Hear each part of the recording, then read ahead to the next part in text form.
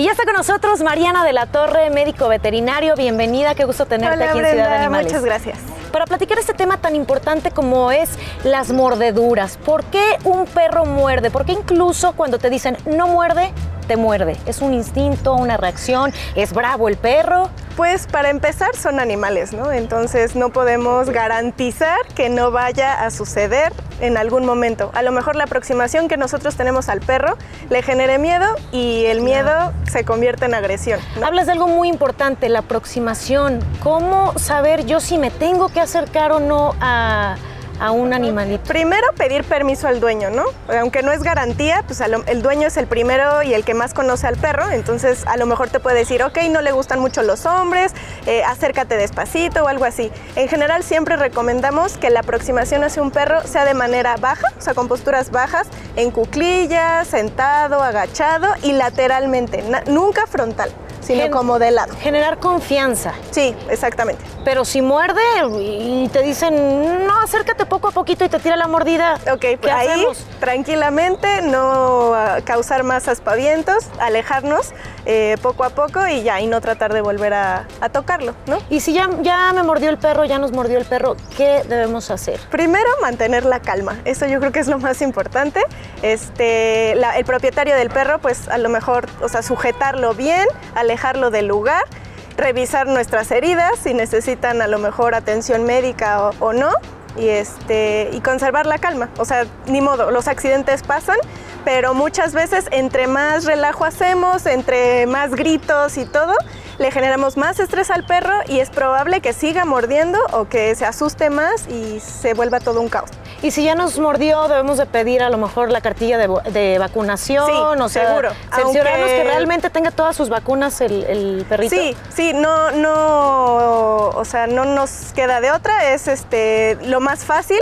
El dueño, por responsabilidad, te lo tiene que mostrar, tiene que estar vigente su cartilla de vacunación y pues también se tiene que hacer responsable de tus lesiones, ¿no? ¿Cuál es el riesgo, Mariana, que corremos ante una mordedura? Uno, o sea, que si la lesión es muy grave, a lo mejor incapacitarnos por algunos días. Si utilizamos mucho las manos y nos las muerde y quedamos muy lesionados, claro, pues a lo mejor no podemos hacer nuestro trabajo.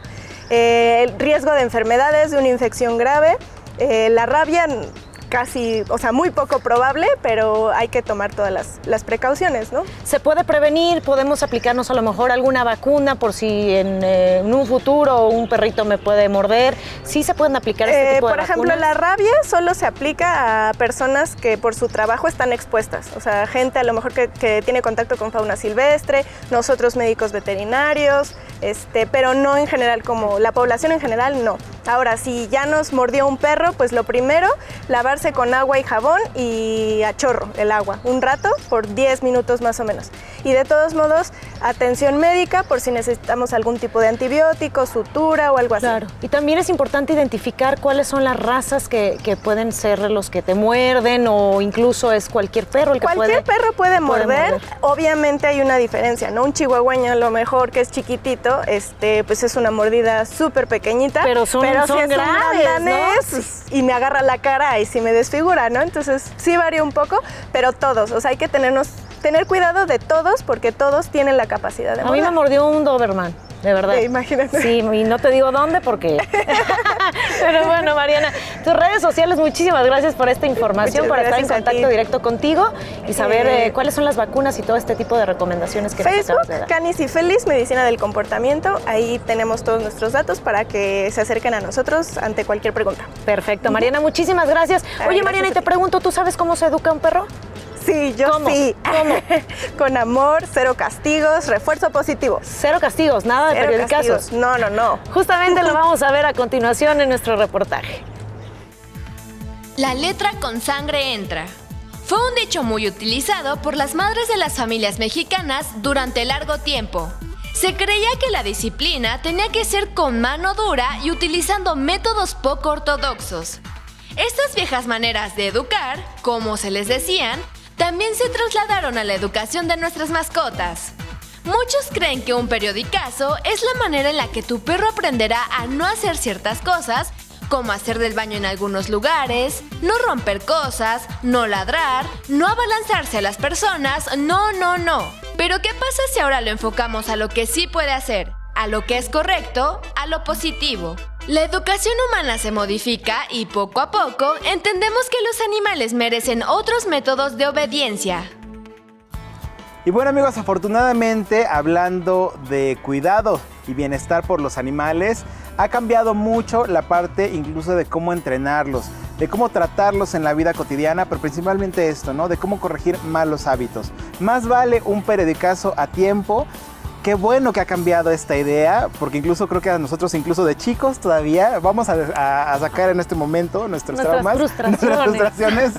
No, nos tocó que, como decían, ¿no? La letra con sangre entra y luego eran así como la chancla voladora. Ay, mamá, perdóname. Ah, no, no, el látigo. El látigo, no. Digo, y esto también ha cambiado con los seres humanos y con los animales. Exacto. Para platicar sobre este tema está con nosotros, que ya lo veamos al principio, Miguel Otero, bienvenido. Hola, hola, hola. Y Emanuel Pedraza, también director de Defensoría Animal. Emanuel, bienvenido. Bienvenidos. Encantado. Platícanos, Miguel, ¿vale todavía educar o incluso tener esta idea de que con el periódico se educa a un perro? Eso por decir el periódico, ¿no? No, La revista, cualquier cosa, ¿no? Golpes realmente, Exacto. ¿no? El primer contexto que debemos de saber es saber que, por ejemplo, al perro su umbral de dolor es muy alto. La gente que le pega a un perro únicamente saca una frustración sobre el hecho que ocurrió, pero al perro en realidad no le duele. Bueno, ya si llega un momento, yo creo que le debe doler, ¿no? O sea, pero no es tanto como para lastimarlo. Debemos trabajar más con los estímulos que el perro sí puede percibir y que en eso nos van a ayudar más. Pero sobre todo, como todo en la vida, la prevención es lo que nos va a evitar que nuestro perro haga destrozos, que nuestro perro rompa cosas o haga travesuras. ¿Ok? Prevenir es la función principal en el entrenamiento o modificación conductual. ¿Y cómo prevenir? Perdón, ¿por qué se empezó con esa cuestión de a periodicazos se educa al perro? Porque también en algunos casos, y yo había visto que educaban a perros, cuando se haga pipí, sí, vas y le tallas el hocico ahí y demás. Exactamente, Sí, la sí, pipí, tallas Cosas ahí que el hocico nuestros y no lo abuelos hacían. vuelve a No. hacer. ¿Por qué se dan esas Hay situaciones? un estudio que a nosotros como entrenadores nos apoya mucho que revela que tenemos 5 segundos para corregir o premiar una conducta. Claro. Después de esos 5 segundos, el perro ya no sabe por qué lo estoy premiando o por qué lo estoy corrigiendo. Ese tema Como que si no lo haces inmediato, mi que no se perro, debe hacer. que mi perro se siente culpable y que sabe lo que hizo, es mentira.